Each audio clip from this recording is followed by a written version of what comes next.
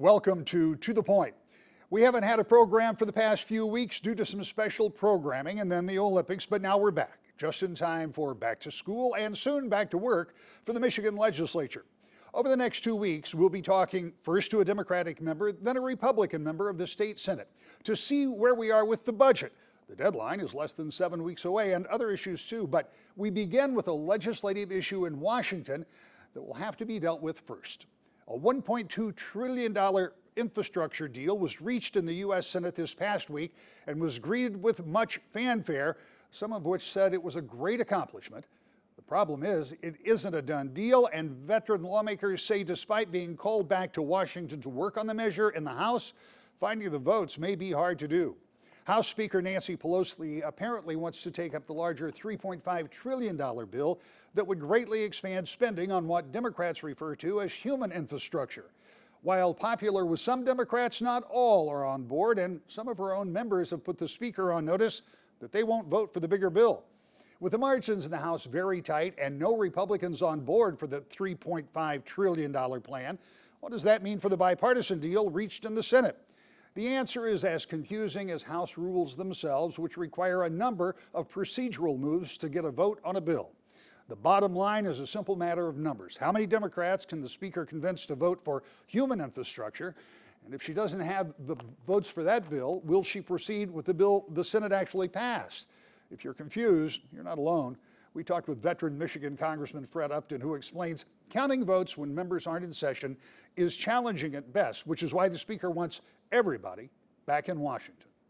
They need Republicans to even bring up the bipartisan plan, which frankly she doesn't really want because she wants the full thing. So we're in a little bit of a train wreck coming at each other, and now they have called us back the week of, the Speaker's called the House back the week of the 23rd, so a week and a half away from now, to try and resolve this. And it's unclear where the votes are, and it's very hard to count the votes because you've got 435 members of Congress in 435 different places, from Hawaii to Maine to Florida to Michigan. We're not in committee hearings. We're not voting on other things. You can't corral us. You can't have a caucus meeting because we're all home. And somehow she has to cobble together the votes and not lose more than 3 to try and get her way through. Now to the state legislature. As the pandemic continues and with the Delta variant on the rise, how will Lansing deal with back to school, mask, and keeping people and students safe? We talked with State Senator Winnie Brinks. This is an interesting time for you, and I know this is one of the first times we've been in person for a while. Let's start our conversation there, because even as we have started to emerge from the pandemic, even as people have gotten vaccinations, even as the president said by July 4th, you could take off masks, we've now seen a change with the variants. Tell me from your perspective where we are as a state, faring better than some, but still in an uneasy situation. Yeah, certainly, there are aspects of this, both health and economic aspects, and I think certainly from an economic perspective, we've been able to maintain some strength as a state, and as you say, we're faring better than many other states in that respect. So there's some reason for optimism there. I think from a health perspective, there's a new threat on the horizon with these new variants, not just this one, but additional ones that we see coming around the corner as well. So we are definitely not out of the woods yet. So it's going to be really important that people extend a little bit of grace to each other and do whatever they can to keep each other safe.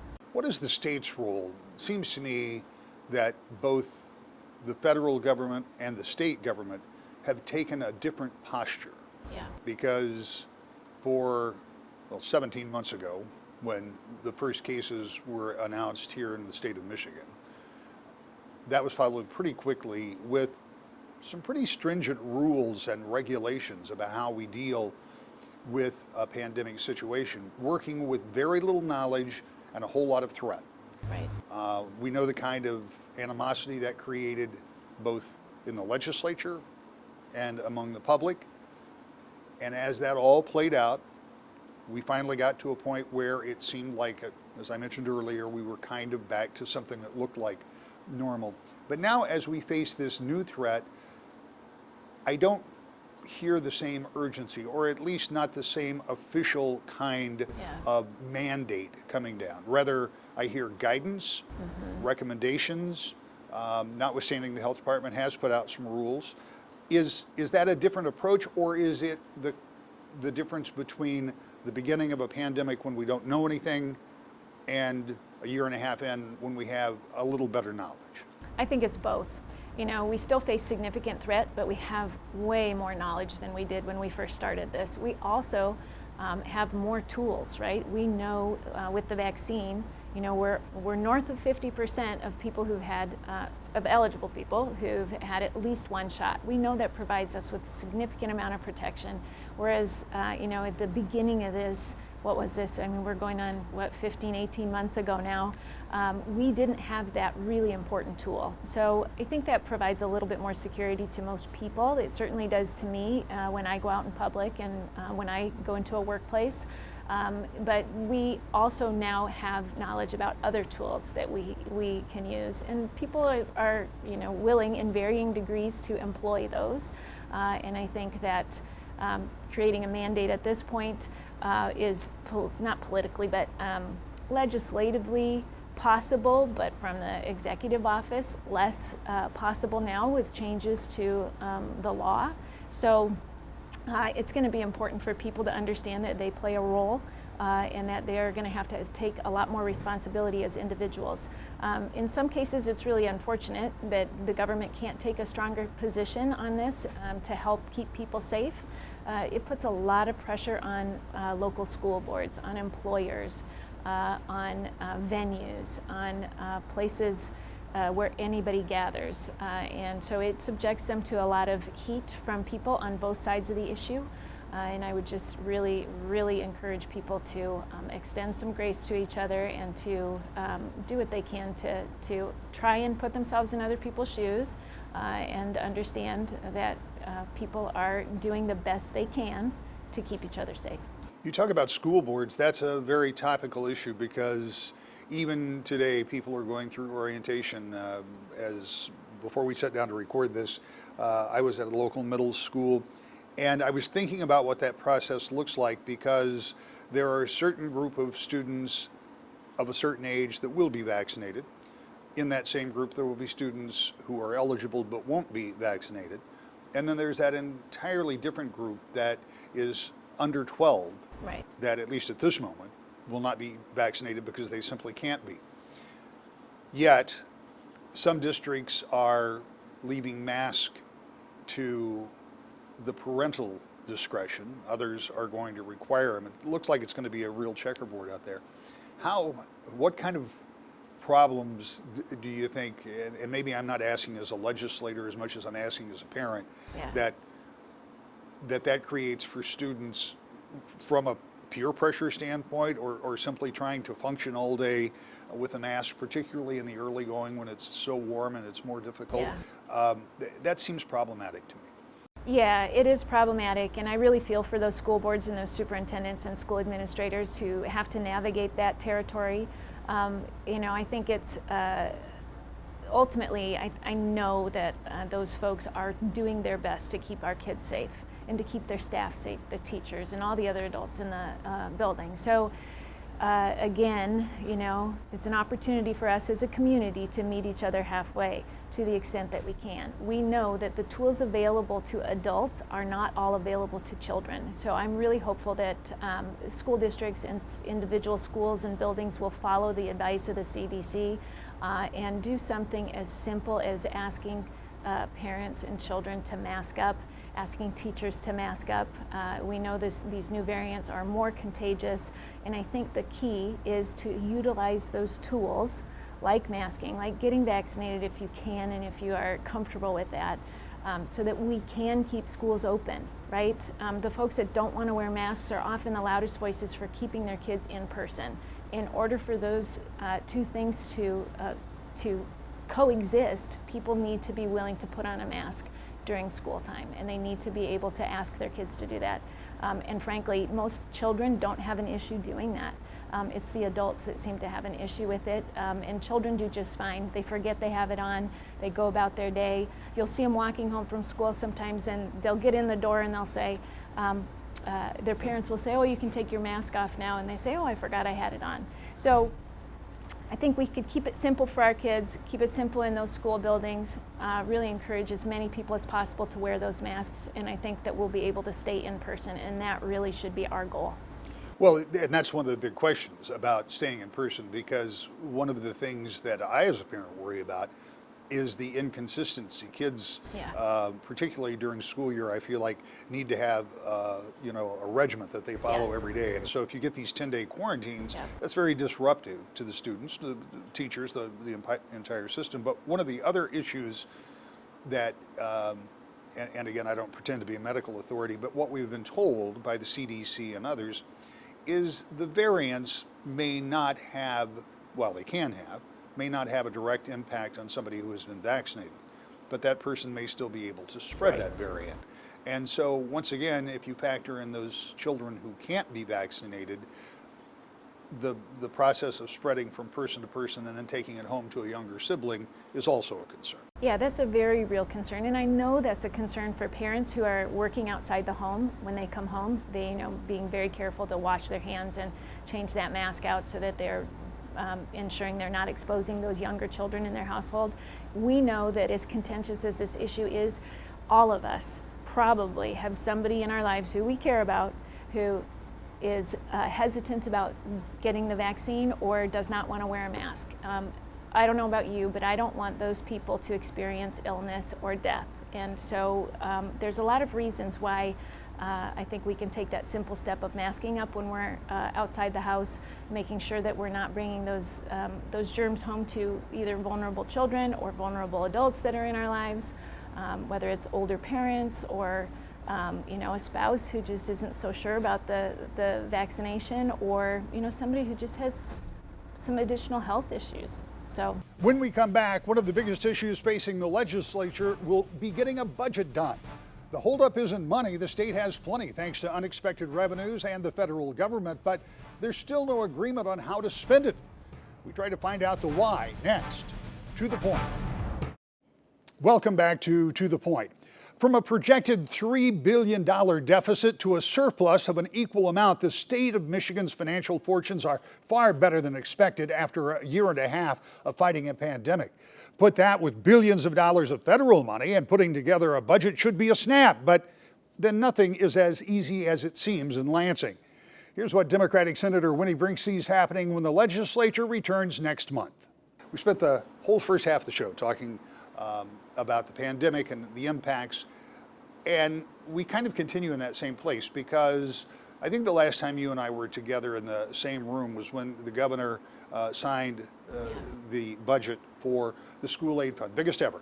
A lot of money in that budget to do a lot of the things that schools need to do that revert back to COVID. They have money to do things like get better air handling systems and all manner of things that they need to do, and of course for general education.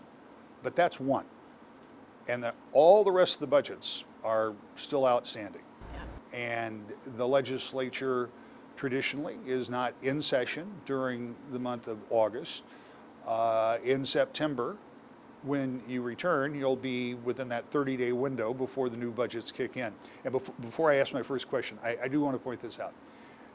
There were a couple of reasons the school aid budget being done early was important, because for schools, their fiscal year starts July 1st. And so if they don't get the budget until the end of September, they've already started school and might not have a good grasp. So there was bipartisan support of having that done early, and that's how that got done. I know Republicans are in the driver's seat when it comes to kind of the timing of budgets, but what are you hearing when you head back to Lansing? So, they've made it clear there won't be any action on the budget until after Labor Day. And so, as you mentioned, that's a decision they can make without input from the minority party. But I would just hope that as soon as we are back, they take it very seriously. Our communities are depending on us to get those dollars, both federal and state dollars, out, and it really could impede our recovery if we don't get those dollars out quickly. There are businesses, as you say, that really need the additional help to just stay afloat, to open at their regular hours. And so there are dollars there that are available to assist people. And the longer we take, if we sit on it and we dawdle as a legislature, it really impedes the ability of our communities to get back on their feet and to manage the oncoming challenges of whatever these variants bring. So we really should have a sense of urgency about this, and I'm hopeful that the majority will take that very seriously. Is this a matter, and I think I'm asking for your opinion here because I don't know how much of these conversations, one of the things is my perception in watching this for 25 years is when it gets down to the actual budget negotiation, it's a pretty small group of people that are in those conversations. So I guess my question at this point, is this a matter of Republicans in the Senate negotiating with Republicans in the House, or is this a matter of the Republican leadership negotiating with the governor's office, so when they finally get a budget, it'll be something that can go through smoothly, because we have seen some budget processes that have been less than smooth. Yes. So which would you guess? I would say it's both. It is definitely both. We know that there's been significant disagreement between the chambers on the part of the various Republican leaders in each chamber. So that is, of course, a concern because if that's the case, if they're not together with each other, it makes it much more difficult for them to negotiate with Democrats in both chambers as well as the governor's office. So certainly a challenge, and my assessment would be that it is not without bumps in the road on both of those scores. The upside is that from a $3.5 billion deficit to about that much surplus plus federal money, that at a time when arguably the state needs to backfill because of the pandemic, the money is there. Yeah. Part of the question is, with that federal money that's likely one-time money, is how do you spend that without it being a recurring expenditure, because you don't want to leave a hole. But there are some big issues out there. For example, one of the things some of that money can go for is broadband. And I think we saw the deficiencies of having enough internet service when kids were trying to learn from home, and there was a great gap between those who did and didn't have. Would it be your best guess that that's one of the things that will come out of this budget, hopefully? I would hope so. We'll see what happens at the federal level with that infrastructure bill, but that could be a huge influx of dollars that could go toward things like infrastructure. And we all know about I think it's 1,200 bridges in poor condition. It's more than 7,000 miles of highways that are in poor condition. That's not even like good or in need of some repair. That's poor condition. Like, we need to take care of those immediately. But when we talk about that infrastructure bill from the federal government that hopefully will keep moving, there's money in there for things like broadband. There's money in there for increasing resiliency of our electric grid. All things that are incredibly important if we are to face a challenge like we did in the last 18 months again. And all things seem to indicate that if it's not COVID and it's not this year, it will be something soon, and we aren't really prepared for it. So it's an ideal time for an influx of those dollars from the federal government, particularly in a state like Michigan where we know we have infrastructure needs. Another thing that's really exciting about that bill is the opportunity for increasing resilience for extreme weather events that we seem to see more and more of. I just saw a little notification that we have a tornado triangle, today. I know we're filming on Thursday before Sunday, but as tornadoes seem to be hitting, as hurricanes hit the south, as flooding, we've been experiencing flooding in a number of communities, particularly on the east side of the state this year. We can use those dollars to help increase our resiliency, to build our infrastructure so that we have more security from those kinds of extreme weather events. So that will help us all in the end, and it will help prevent additional expense later from those kinds of disasters. So I'm excited to see the political will on the part of both parties to really invest in infrastructure beyond just our typical, concrete, just roads. There's also a lot of work that can be done on clean water. We've had challenges with PFAS and lead here in Grand Rapids and Kent County, West Michigan, really throughout the state and the nation. There's needs there, and those dollars can be used for all of that. In addition, it puts people to work doing jobs that pay well, and it's an important time for us to really take advantage of those opportunities and those dollars and really invest in our state. And those dollars that you're talking about, billions of dollars that would come to the state of Michigan, they still have to get through the House. And in the House, it's going to be a little different if they try to pull that and the additional $3.5 trillion plan together. So there is some uncertainty, but the president has made it very clear that he wants them both. But he really wants the plan that the Senate has already passed, and that's the one that we already know rough figures that would bring billions of dollars into the state of Michigan, something we're going to follow very closely.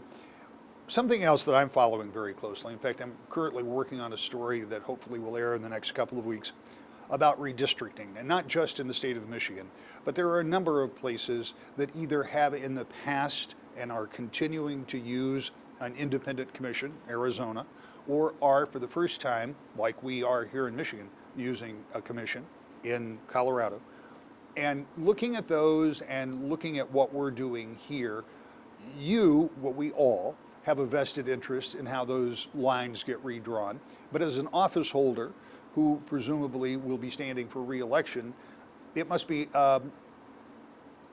make you a little anxious to know exactly the district you'll be representing. And it's not impossible, I should point out, that some members will not live in the district that they currently represent. I'm not saying that it's going to happen in your district, but what do you know about the process? I know we were talking beforehand, there's some drafts out there. We know it's going to run a little later than anybody would like because the census numbers are only just now going to come in. But what is your take on what that looks like? Yeah, the people of Michigan ask for a more fair process for redistricting, and I think we're going to see that. It's very exciting. This is our first time through this process. We've learned a little bit from what's happened in other states, but everybody's doing it just a little bit differently. So it'll be interesting to see how well this works, and we really won't have all those answers for, probably the better part of a year and a half, right, to see exactly how things go and how they shake out. It is particularly nerve-wracking for people in my business, but in the end, from a Democrat perspective, it's just an incredible opportunity for us to have a much more level playing field.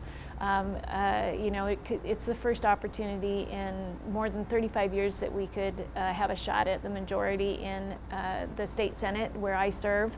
So I'm really excited about opportunities for leadership there and for opportunities for a bigger voice for the people of Grand Rapids in deciding what happens in our state. So the devil's in the details, and we'll see a lot of details as they come out with their maps. There will be opportunity for public comment, and then hopefully by the end of the year we'll have those lines. But certainly the sooner the better, so that we can all make plans and make sure that we're prepared for the races next year. When it comes to redistricting, be watching News 8 in the coming weeks for an in-depth look at that process and what it means to you in a special report that I'm working on. I'll be back with the final thought, to the point. With the U.S. House headed back to D.C. in just more than a week and state lawmakers returning to Lansing in a few weeks, there will be a lot to follow and talk about in the coming weeks, which is why I hope you will join me every week right here, To the Point.